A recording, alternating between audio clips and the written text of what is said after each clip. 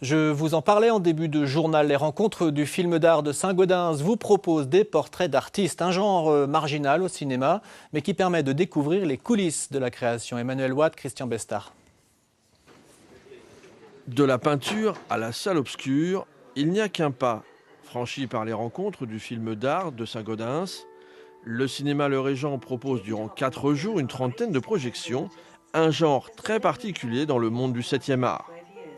Le film d'art existe depuis les années 50. À un moment donné, des cinéastes se sont dit « Tiens, allons filmer des artistes, allons filmer les coulisses de la création, de toutes les disciplines, que ce soit la peinture, l'architecture, etc. » Et ces cinéastes ont fait du cinéma sur ces gens-là. Ils ont donc posé leur regard de cinéaste sur d'autres artistes. Et ça, on le voit très peu en salle, c'est très marginal. Pas plus d'une dizaine de films d'art parvient jusqu'au grand écran. Le complexe de la Salamandre fait partie de ce petit nombre. Ce documentaire fait le portrait de Patrick Neuil, un artiste contemporain au travail minutieux qui vit dans les Vosges.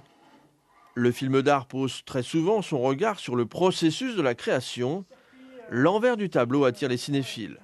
Nous, on n'est pas des spécialistes en art, notre métier c'est vraiment le cinéma. Du coup, quand on voit un film d'art, c'est vraiment l'aspect cinématographique qui nous intéresse.